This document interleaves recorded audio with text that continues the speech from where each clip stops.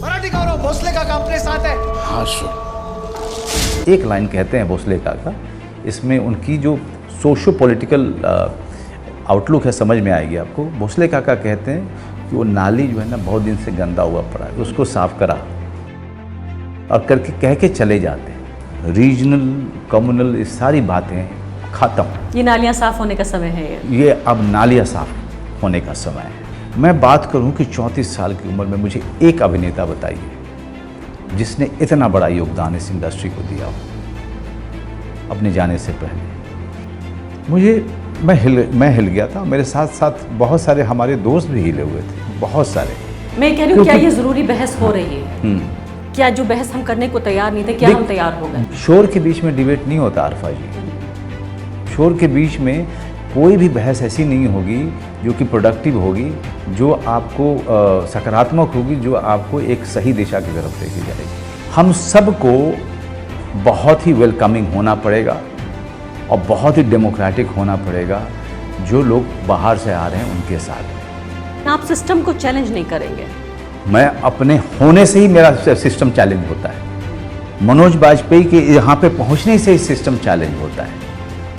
मैं किसके घर के आगे जाकर के विरोध दर्ज करूं? मुझे बता। इस इंडस्ट्री को स्वस्थ और प्रजातांत्रिक बनाएं, उस पे काम अभी नहीं हो रहा है। मुझे दूसरे तरीके से पूछती हूँ इसी सवाल को। जी। वो ये है कि एक कलाकार, मैं दूसरे तरीके से फंसाती हूँ।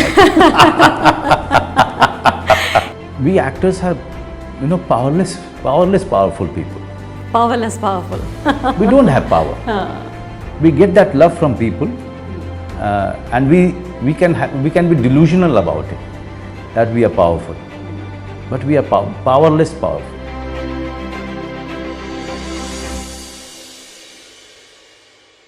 नमस्कार, द वायर में आपका स्वागत है। मैं हूं आरफा खानम शेरवानी। आज इस खास कार्यक्रम में हम आपकी मुलाकात एक खास शख्स से कराएंगे, न सिर्फ इस वजह से कि वो एक जाने माने एक्टर हैं, एंटरटेनर हैं, बल्कि एक ऐसा शख्स जो कि पिछले कई दशकों से जो हमारी सामाजिक चेतना है, हमारी जो याददाश्त है, उसका हिस्सा रहा है। एक शख्स जो न सिर्फ कि हमारे सिनेमा बल्कि समाज के लिए भी उतना ही यथार्थ, उतने ही मायने लेकर आता रहा है। मैं बात कर रही हूँ मनोज बाजपेयी की। बहुत बहुत स्वागत है आपका मनोज बाजपेयी। Thank you. मैं जब मनोज बाजपेयी, जब मेरे दिमाग में शब्द आता है तो फिल्में आती हैं। सरदार खान सबसे पहले मुझे याद आते हैं, गैंग्स ऑफ वासेपुर। उसके बाद मैं सोचती हूँ अलीगढ़ के बारे में। जी। लेकिन उससे भी बहुत पहले चली जाती हूँ और सत्या के बारे में सोचती हूँ। मैं अलीगढ़ में जर्नलिज्म स्टूडेंट थी जब सत्या फिल्म हमें दिखाई गई थी। और इस बात को लगभग 2 दशक हो गए हैं मनोज जी। अभी तक मेरी यादाश्त में वो सत्या और आपका वो रोल, वो भुलाने से भी नहीं भूला जाता है। हाँ नहीं, वो एक अजीब सा क्षण था जब पूरी इंडस्ट्री कम्प्लीटली कमर्शियल फिल्में बनाती थी। उस दौर में कुछ एक ही फिल्म मेकर थे जो कुछ नई कोशिश कर रहे थे, जैसे शेखर कपूर जी बैंडिट क्वीन के साथ आए, रोजा के साथ अपने मणिरत्नम जी आए थे, बॉम्बे भी बनाई थी उन्होंने, और फिर एक विद्रोही किस्म के फिल्म मेकर के रूप में उभरे थे राम गोपाल वर्मा जी। सत्या उनके विद्रोह का रूप थी और जिस तरह की फिल्म वो बनाने चाहते थे उस तरह की फिल्म थी। और कहीं ना कहीं बैंडिट क्वीन से उनको ये आइडिया है कि नए कलाकार के साथ काम करना चाहिए। तो उसमें हम जैसे लोग जिनको कोई रास्ता नहीं दिख रहा था, कोई कास्टिंग डायरेक्टर सिस्टम नहीं होता था उस दौरान में, अंधेरे में तीर चला रहे थे हम। उस दौरान में सत्या में जब काम मिला तो यकीन नहीं हुआ कि हमें काम मिला है फिल्मों में। लेकिन जिस तरीके से उस फिल्म को रिसीव किया गया, जिस तरीके से लोगों ने उसको कल्ट माना, और बीकू महात्रे जिस तरह से घर घर का नाम हो गया, मैं कहीं भी निकलता था तो हज़ारों की भीड़ खड़ी हो जाती थी वाकई। अब सच में। और मैं अभी भी याद है कि मैं पुणे गया था तो सबको पता था कि इस रास्ते से बीकू महात्रे जाने वाला है। बीकू महात्रे वास्तव में कैसा लगता है, सिर्फ ये देखने के लिए लोगों की भीड़ उमड़ी हुई थी। एक शाहकार था वो। और हमें एक जर्नलिज्म के छात्र के तौर पर, हालांकि फिल्मों से बहुत डायरेक्ट कनेक्शन नहीं था, लेकिन हमें समाज का जो एक अंधेरा था वो दिखाने की कोशिश की गई, और उसका जो एक इंटेंस फॉर्म में जो आप उसको बाहर लेकर आए। शायद आपका अराइवल भी था वो, एक नेशनल मैप पे आपका अराइवल था। वहाँ से लेके भोंसले, अब आपकी नई फिल्म आ रही है, दर्शक इस बारे में ज़रूर जानना चाहते हैं कि भोंसले क्या है। मैं इस पर ज़रूर आपसे बातचीत करूँगी, लेकिन दर्शकों को अभी मैं बताने देना चाहती हूँ कि आने वाले जो अगले 15, 20, 25 मिनट हैं, उसमें जो हम बात करेंगे सुशांत सिंह राजपूत के बारे में भी हम बातचीत करेंगे कि किस तरह से उनकी मौत के बाद जो विवादों का पूरा सिलसिला है, क्या वो बेवजह है, क्या ये कॉन्स्पिरेसी थेरीज़ हैं। इसके अलावा एक और बहुत अहम बात जो उनकी मौत के बाद से उभर रही है वो है एक आउटसाइडर की। क्या मनोज वाजपेयी जैसा आउटसाइडर या इनके जैसे दर्जनों लोग वो अपनी जगह बना पाए, लेकिन उसके बावजूद भी क्यों आउटसाइडर ही रह गए हैं दशकों बाद भी। इसके अलावा कुछ राजनीतिक सामाजिक सवाल, अगर सहमत होंगे मनोज वाजपेयी तो उनसे ज़रूर पूछे जाएंगे।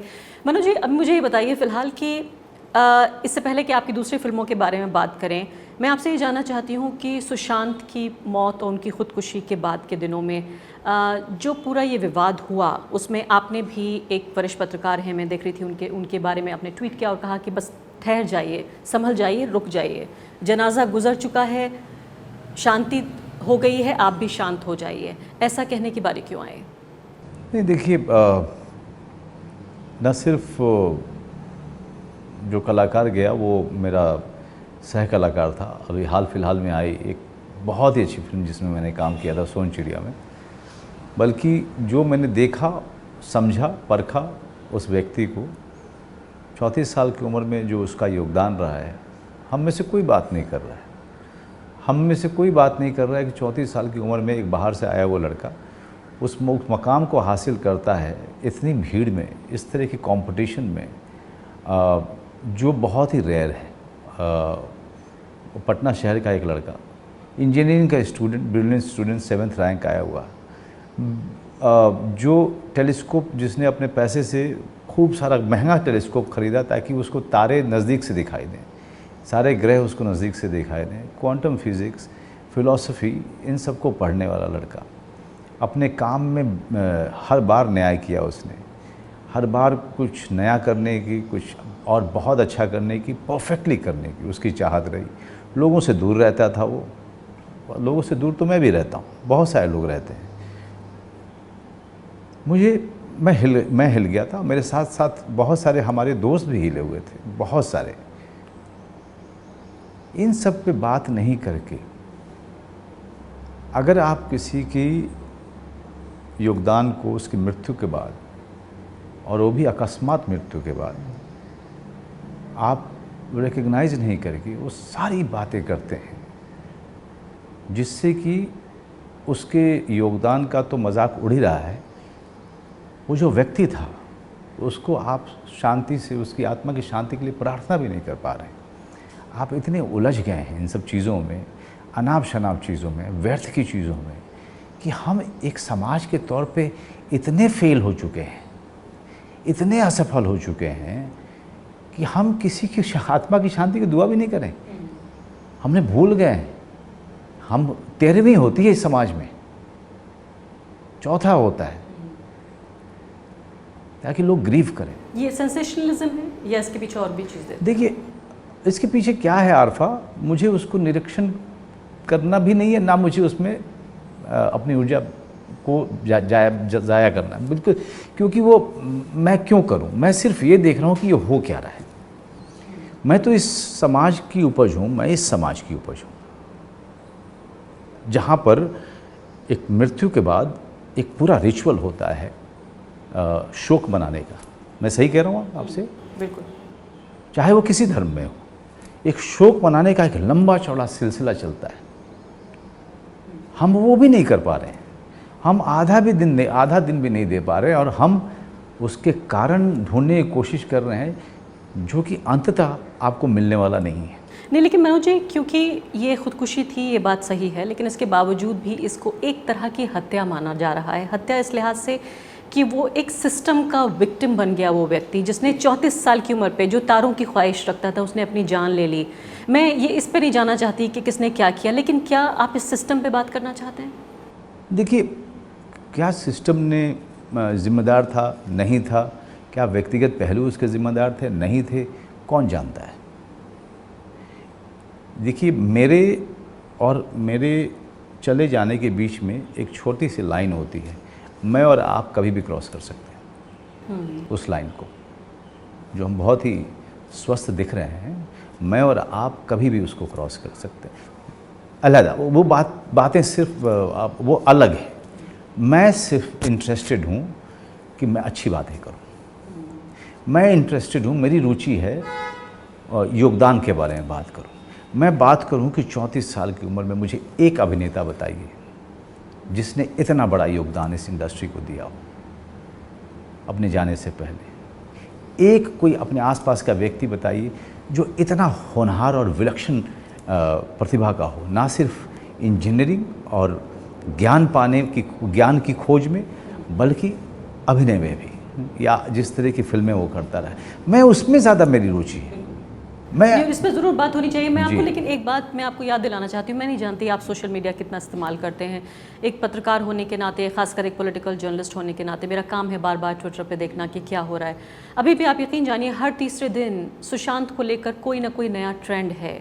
इसका मतलब मैं ये कहना चाहती हूँ कि एक क्यूरोसिटी है लोगों में उस गड़े मुर्दे को उखाड़ने की भी, लेकिन उसके ज़रिए वो ज़रूरी बहस करने की जो नेपोटिज़म के इर्द गिर्द हैं, जो बॉलीवुड में ठेकेदारी के इर्द गिर्द हैं, जो बॉलीवुड में एक आउटसाइडर को आउटसाइडर ही बना रहेगा चाहे वो 50 साल उसने फिल्मों में काम किया हो। देखिए ये जो आप बात कर रही हैं, ये इससे अभी मैं इसको बिल्कुल अलग मानता हूँ। एक एंगर हुआ एक मृत्यु के बाद, एंगर अब जो है डिबेट का रूप ले रहा है, लेकिन डिबेट बहुत ही बिखरा हुआ है। अच्छा, बहुत ही बिखरा हुआ है। वो एंगर भी अभी मैं देख रहा हूँ कि बिखरता जा रहा है। कई तरह की आवाज़ें एक शोर में तब्दील हो रही हैं। शोर के बीच में डिबेट नहीं होता आरफा जी। शोर के बीच में कोई भी बहस ऐसी नहीं होगी जो कि प्रोडक्टिव होगी, जो आपको सकारात्मक होगी, जो आपको एक सही दिशा की तरफ लेके जाएगी। बात हम कर सकते हैं इनसाइडर आउटसाइडर पे, मुझे बात करने में कोई दिक्कत नहीं है। आपको सामना करना पड़ा? देखिए, जब मैं आया था उस समय इनसाइडर आउटसाइडर नाम की कोई चीज़ नहीं थी। मेरे एक हिंदी फिल्म जर्नलिज्म के दोस्त, मैं उनका वीडियो देख रहा था, वो बता रहे थे कि कितने सालों से इनसाइडर आउटसाइडर और नेपोटिज़म चल रहा है। ये सब बिल्कुल सही बात है। नेपोटिज़म कभी नहीं जाएगा किसी भी क्षेत्र में, हिंदुस्तान के या कि बहुत सारे देश के, हमारे न्यूज़ रूम्स में होता है जी। तो नेपोटिज़म कभी नहीं जाने वाला। ये इस बात को पहले तो इस बात को गांठ बांध लीजिए कि जो भी आदमी वो आगे बढ़ेगा, वो चाहेगा कि उसका बच्चा भी सफल हो, या वो अपनी खुशी के लिए या अपनी सांत्वना को, अपनी आप को सांत्वना देने के लिए वो चाहेगा कि मेरी गद्दी वो बेटा या बेटी संभाल ले। ये सारे बाप सारी माएँ करती हैं, और उनकी इच्छा होती है, उनका इमोशन है। इससे मुझे उसमें कोई दिक्कत नहीं। मैं हमेशा अपने वर्कशॉप में सारे बच्चों को बोलता रहा हूँ, आप इससे फाइट गुस्सा करके नहीं कर सकते। आप इसके साथ फाइट कर ही सकते हैं सिर्फ एक तरीके से, कि जब भी 20 साल की उम्र में शुरू कर रहे हैं आप, 21 साल की उम्र में, 22 साल की उम्र में, आप अपने तकनीक को सुधारिए। आप अपने तकनीक में, अपने क्राफ्ट में आप इतने अच्छे होइए कि एक छोटा रोल भी ज़ाया ना जाए। और यही मैंने किया है। मैं वो कोई ऐसी चीज़ नहीं बता रहा हूँ जो मैंने नहीं किया है। मैंने यही किया कि जब मुझे तमन्ना फिल्म में या बैंडिट क्वीन में मुझे मौका लगा, तो मैंने उस मौके का इस्तेमाल मैं इस वजह से कर पाया क्योंकि मैं तैयार था। तो यानी आउटसाइडर को आप ये कह रहे हैं ज़्यादा मेहनत के लिए तैयार रहना पड़ेगा? तैयार रहना पड़ेगा, और ज़्यादा समय के स्ट्रगल के लिए भी, ज़्यादा दूरी भी तय करने के लिए। आप सिस्टम को चैलेंज नहीं करेंगे? मैं अपने होने से ही मेरा सिस्टम चैलेंज होता है। मनोज बाजपेयी के यहाँ पे पहुँचने से ही सिस्टम चैलेंज होता है। मैं किसके घर के आगे जाकर के विरोध दर्ज करूँ? मुझे मैं इसलिए कह रही हूँ मनोज जी कि ना तो आप कोई खान थे, ना आप कपूर थे, ना आप कोई बच्चन थे, ना ही आप उस पूरे सर्कल का हिस्सा थे। एक बिहार से आए हुए व्यक्ति, और शायद इसलिए सुशांत से मुझे लग रहा है कि आप ज़्यादा रिलेट भी कर सकते हैं। बहुत रिलेट। मैं खुद उत्तर प्रदेश से आई हूँ, तो मैं भी ये रिलेट कर सकती हूँ कि यूपी बिहार के लोग, खासकर जिनको काओ बेल्ट के लोग कहा जाता है, उनका एक चमकती हुई बॉलीवुड की दुनिया में पहली बात तो ये ख्वाब ही देख पाना कि वो कुछ कर सकते हैं, और फिर उस स्ट्रगल को हासिल करना। क्या आपको ये लगता है कि ये बॉलीवुड में जो ठेकेदारी है, इसको नई जनरेशन ने चैलेंज किया है या नहीं कर पाए हैं? मैं ये भी जानना चाहती हूँ कि देखिए, मैं मनोज जी, मैं इसलिए भी देख रही हूँ समाज को, बॉलीवुड के ज़रिए समाज को देखना इसलिए भी ज़रूरी है कि हम हो सकता है एक आदर्श समाज कभी ना बना पाएँ, लेकिन क्या हम उस दिशा में आगे बढ़ रहे हैं या पीछे? बिल्कुल, बहुत अच्छी बात कही आपने। मैं यही बात अपने सारे इंटरव्यूज़ में, चूँकि भोसले का टाइम चल रहा है, तो ये बात सवाल बराबर आ रहे हैं और इस बारे में मैं भी सोचने पे मजबूर हो रहा हूँ, क्योंकि सवाल आ रहे हैं आपकी तरफ से, आपके जैसे जर्नलिस्ट की तरफ से, और उनके पास वो सवाल आ रहे हैं सोशल मीडिया से, या जो बाहर में गुस्सा है उसकी तरफ से आ रहे हैं। गुस्से पे सवाल करना मूर्खता होगी कि वो क्यों हो रहा है। वो हो रहा है, अगर वो हो रहा है तो उसमें हमको एज एन इंडस्ट्री उस सवाल को जवाब देने के लिए हमको तैयार रहना चाहिए। दाएं बाएं मत भागिए, सवाल का जवाब दीजिए, पोलाइटली दीजिए और ये स्वीकार कीजिए कि गलतियां हैं हम में। मैं as a established actor today I am telling you that film industry is no organisation, it's not an organisation. एक इंडस्ट्री है जहाँ पे सब लोग अलग अलग ढंग से अपने अपने तरीके से काम करते हैं। जिसके पास पैसा है, जिसका जो मन जिसको लेना है वो लेता है, नहीं लेना होता है नहीं लेता है, हम उसके ऊपर भी सवाल नहीं कर रहे। लेकिन हम कैसे इस इंडस्ट्री को स्वस्थ और प्रजातांत्रिक बनाएं, उस पे काम अभी नहीं हो रहा है। गलती है। लेकिन सुशांत के चले जाने से क्या ये मैं बार बार ये नाम नहीं लूंगा अल्फा। अच्छा, ठीक पता है क्यों? मैं कह रही हूँ क्या ये जरूरी बहस हो रही है? क्या जो बहस हम करने को तैयार नहीं थे, क्या हम तैयार हो गए? देखिए, अगर बहस हो रही है तो बहस किसी कारण से भी हो रही है।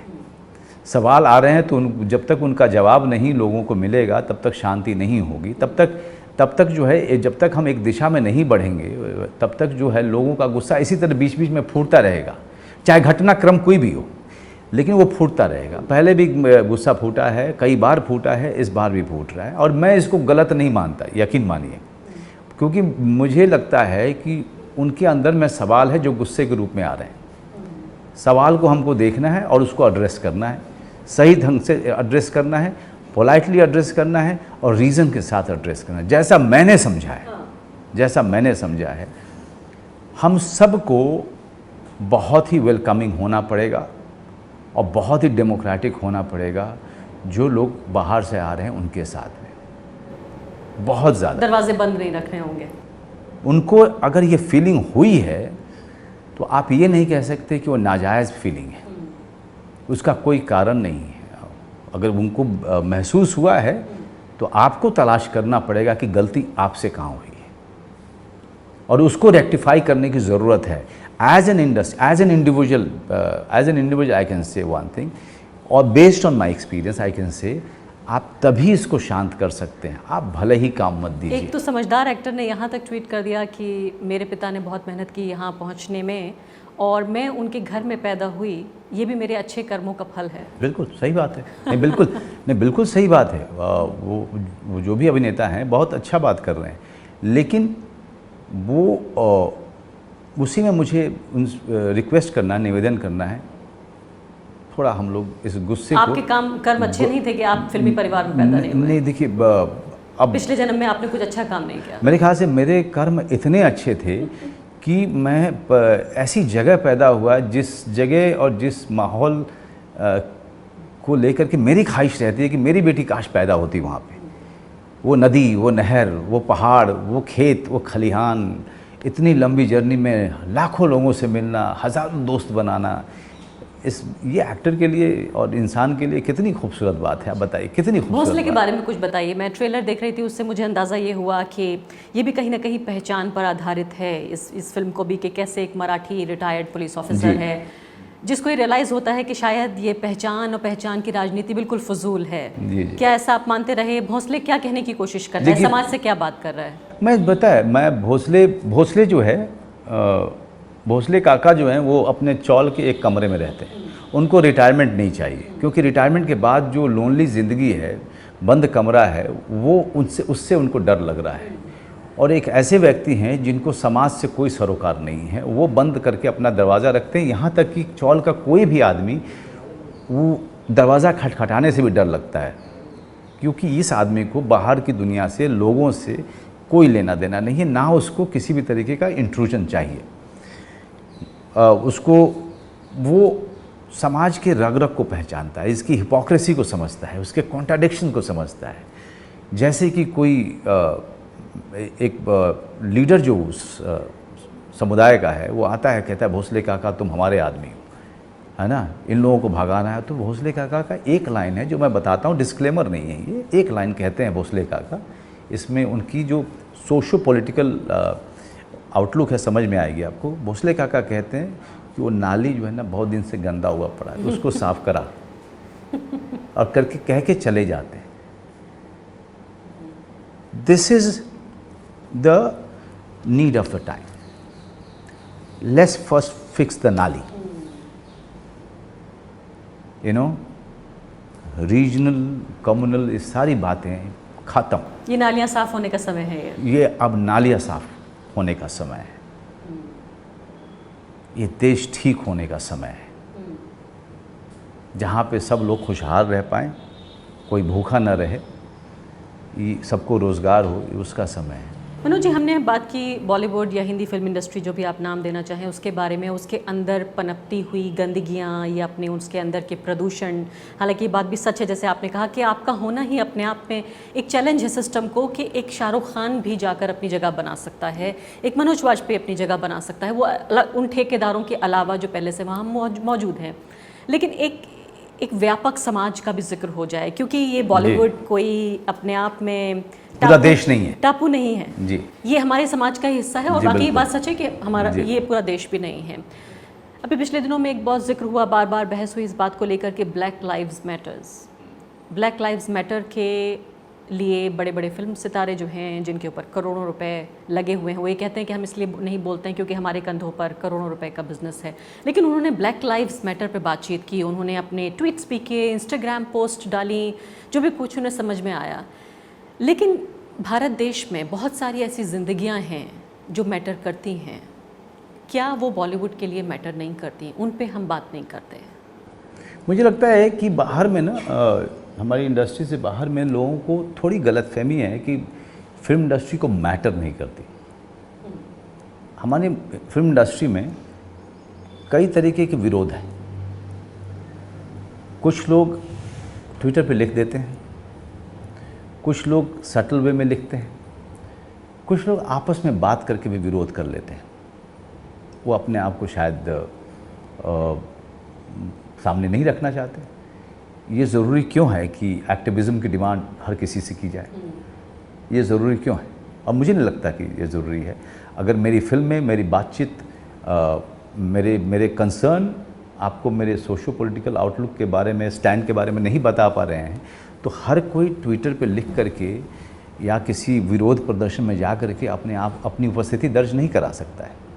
कुछ लोग अपने काम के ज़रिए अपने तरीके से उस विरोध को दर्ज कराते रहते हैं, तो उनके ऊपर में शक करना मेरे ख्याल से ठीक नहीं है। शायद ब्लैक लाइव्स मैटर पे वो इसलिए बोल पाते हैं क्योंकि इनको लगता है कि दूसरे पे जगह पे बात करके वो वल्नरेबल नहीं है, तो उन पे शक मत कीजिए। ये मेरा निवेदन है और सब लोगों से निवेदन है कि उन पे शक मत कीजिए। बहुत सारी चीज़ें उनको चुभती हैं, उनको गुस्सा आता है। क्यों नहीं कहते? तो मैंने आज जैसा आपको बोला, यानी आप ही कह रहे हैं कि आपका सिनेमा ही आपका स्टेटमेंट है।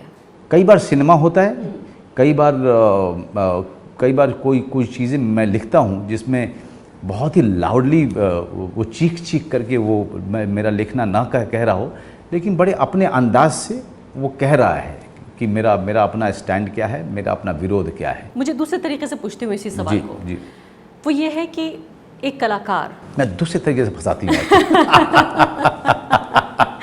एक कलाकार और कला, जी, कला वो होती है जो समाज के साथ खड़ी रहे। जब समाज को उसकी ज़रूरत हो तो कला खड़ी हो, जब समाज चौराहे पर आकर विरोध कर रहा हो तो कला भी उसके साथ आके विरोध करे। और शायद वही एक यथार्थ का सिनेमा कहलाया जाएगा, जिसमें सब्सटेंस होता है, जो सिर्फ एंटरटेनमेंट नहीं है, जो सिर्फ एक आइटम सॉन्ग नहीं है, बल्कि समाज से बातें करती है वो कला।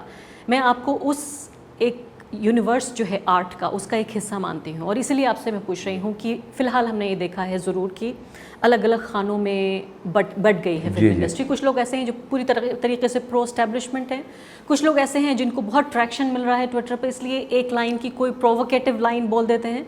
उस सब के बीच में भी एक बड़ा ग्रे एरिया है। जिसमें मैं एक पत्रकार के तौर पर मनोज वाजपेयी के बारे में, उनके विचारों के बारे में, समाज के बारे में वो क्या सोच रहे हैं, मैं जानना चाहती हूँ। मैं ये पूछना चाहती हूँ कि पिछले 5-6 साल में जो सामाजिक और राजनीतिक बदलाव हुए हैं, जिसमें खासकर जिस तरह का एक भारत बनाया जा रहा है, क्या मनोज वाजपेयी उस भारत से सहमत हैं? क्या जो वो आइडिया ऑफ इंडिया है उसके साथ जो आपका भारत के नाम का विचार है, जो आपका आइडिया ऑफ इंडिया है, क्या वो मेल खाता है या आपको तकलीफ होती है, आपको लगता है कि वो भारत नहीं है, वो भविष्य नहीं है जहां आप रहना चाहते हैं? अगर आप मुझसे पूछ रहे हैं what is my idea of India, the amalgamation of the ancient India with the modern India, with the freedom which is there, right of freedom which is there in the constitution. That is my idea of it. लेकिन क्या उस freedom पे आक्षेप आया है? क्या वो freedom जिसका हम जिक्र करें, कुछ लोग तो ये कह रहे हैं कि ऐसा लग रहा है फिलहाल कि भारत का भविष्य लोकतांत्रिक होगा भी या नहीं, इसमें भी शक है लोगों को कि जिस दिशा में मैं कोई एक्सपर्ट तो नहीं हूँ, लेकिन पता नहीं क्यों मुझे लगता है कि इस देश का प्रजातंत्र कहीं नहीं जाने वाला है। मैं बहुत ही होपफुल हूँ और पता नहीं लोगों को क्यों डर लग रहा है। देखिए, हर 4 साल में 5 साल में चुनाव होते हैं। जिसको डर लगता है वो सरकार के ख़िलाफ़ में चुनाव में उतर जाए। जावेद जाफ़री ने भी हाल ही में मुझे एक इंटरव्यू दिया था, उसमें उन्होंने कहा कि ज़्यादातर एक्टर इसलिए नहीं बोलते हैं, उन्हें तकलीफ़ हो उसके बावजूद भी, उनको राजनीतिक डिफरेंसेस हों, कि जो लोग बोलते हैं उन्हें फिर बॉलीवुड में काम नहीं मिलता। ये बात सच है क्या? मेरे ख्याल से ये तो दोनों तरफ के लोग बोलते हैं फिल्म इंडस्ट्री में, जहाँ तक मुझे पता है।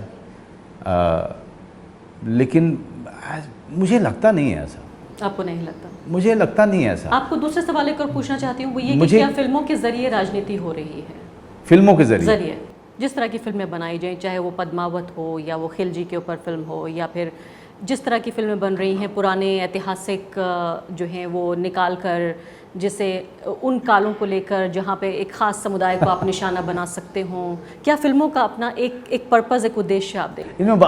मैंने पद्मावत देखी थी, ये पद्मावत भी देखी थी मैंने, और मुझे लगा कि शायद क्या हम लोग कुछ ज़्यादा ही नहीं पढ़ रहे हैं इसमें, क्योंकि संजय लीला बंसाली तो ऐसी बड़ी बड़ी फिल्में बनाते हैं जिसमें बहुत सारे कलर्स होते हैं, म्यूज़िक कमाल का होता है, कैरेक्टर्स लार्जर देन लाइफ होते हैं, और उसमें एक विलन होता है। आप ही मुझे बताएं कि क्या मुग़ल आज़म कहीं से भी किसी भी तरीके से सच के करीब थी या फिर इतिहास के करीब थी, जो इतिहास हमने पढ़ा है? नहीं थी, है ना? तो जब मुग़ल आज़म कहीं से वो सच के करीब नहीं थी, तो शायद चूँकि समय ऐसा है, हमको हर फिल्म मेकर पे शक हो रहा है। समय और परिस्थिति ऐसी है कि उनके इंटेंशन पे शक होता है। मुझे लगता है कि जबकि मैं अपने आप को काफ़ी जागरूक आदमी मानता हूँ, बहुत ज़्यादा जागरूक, जो सुबह उठने के साथ ही अखबार पढ़ने वाला, 2-3 अखबार पढ़ने वाला आदमी है, जो आदमी सारे वेबसाइट खंगालता है उस दिन के इंटरनेशनल और नेशनल न्यूज़ को लेकर के। मैंने फिल्म देखी तो मुझे प्रॉब्लम नहीं। मैं यहाँ तक बताऊँ आपको, मैं जब उरी देख रहा था, जिसके बारे में बहुत सारे लोगों ने बहुत सारी बातें की, मैं उरी देखते हुए मैं रो पड़ा। एक सीन में मैं रो पड़ा था जिसमें कि वो उसके लास्ट राइट हो रही है विकी कौशल के कैरेक्टर की, जीजा की। मैं रो पड़ा था। मैं फिल्म देखते हुए इतना इंग्रोस हो गया कि एक्चुअली मेरे आंखों में आंसू आ गए। मैंने विकी को फ़ोन करके बोला भी, यार क्या फिल्म है।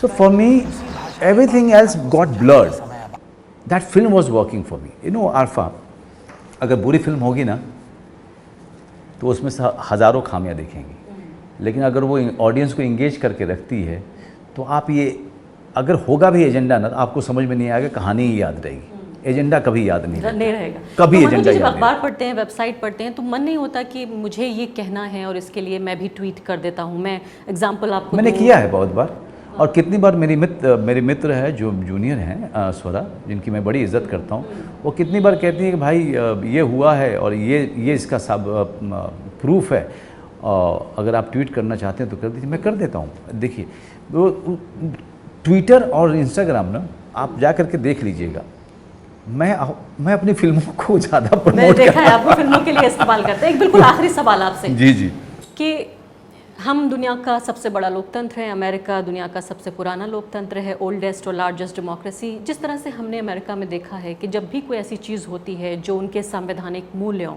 लोकतांत्रिक मूल्यों के खिलाफ जाती है, चाहे उनके राष्ट्रपति के खिलाफ ही बोलना क्यों ना हो, चाहे वो एक तरह का बहुसंख्यकवाद उसके खिलाफ क्यों ना बोलना हो, चाहे ब्लैक लाइव्स मैटर का मामला क्यों ना हो, वहाँ एक लिबरल आइडिया ऑफ अमेरिका है, उसके फेवर में जिस तरह से पूरा हॉलीवुड खड़ा होता है। क्या आप बॉलीवुड को कभी ऐसा देखना चाहेंगे? क्या आप उस बॉलीवुड का हिस्सा होना चाहेंगे? मैं अपने देश को बहुत सारे मामलों में अमेरिका की तरह देखना चाहूँगा, बहुत सारे मामलों में। हर कोई जो है ना बहुत बात करता है कि देखो मेरिल स्ट्रिप ने बोला, देखो रॉबर्ट डी नीरो ने बोला, लेकिन एक चीज़ मैं बताऊँ आपको, कांग्रेस के ज़माने में भी, यूपीए के ज़माने में भी मैं बात नहीं करता था और मुझे हमेशा लगता था कि पता नहीं किसको बुरा लग जाएगा यार, पता नहीं किसको बुरा लग जाएगा। और we actors are powerful people. Powerless, powerful. We don't have power. We get that love from people, and we can be delusional about it, that we are powerful, but we are powerless powerful. You know, for that moment, till the time people are loving you, with their love, they give you the sense of power. But do we actually have power? No, we don't. एक बहुत बड़े senior actor ने मुझसे कहा था, जब मैं set पे इंतज़ार कर रहा था उनका, और मेरे डायरेक्टर ने कहा कि ज़रा रुक जाइए, कोई आया है मिलने उनसे, तो वो अभी आ जाएंगे। जब वो वापस आए तो उन्होंने माफ़ी मांगते हुए कहा कि यार माफ़ करना, कोई पुलिस वाले आए थे मुझसे मिलने के लिए, तो मैं उनसे मिल रहा था। और मैं किसी को ज्ञान नहीं देता, मैं तुमको बताऊं मनोज, अपने जीवन में छोटे से छोटे कर्मचारी, सरकारी कर्मचारी और हवलदार को ऑफेंड मत करना, क्योंकि पावर हमारे पास बिल्कुल नहीं है, उनके पास है। बहुत बहुत शुक्रिया आपका मनोज जी, और आपको आपकी फिल्म भोसले के लिए बहुत बहुत शुभकामनाएं। और मेरा ये मानना है, आपके एक व्यूअर, आपका एक ऑडियंस होने के नाते, कि बहुत कुछ सिनेमा आपके अंदर बाकी है, बेहतरीन सिनेमा जो भी हम देखेंगे फिलहाल। जी thank you very much Arfa, अच्छा लगा आपसे बात करके। द वायर के और वीडियोस देखने के लिए सब्सक्राइब करें और बेल आइकन पर क्लिक करें। स्वतंत्र पत्रकारिता की आर्थिक मदद करने के लिए डिस्क्रिप्शन में दिए गए लिंक पर जाएं और अपनी राशि चुनें।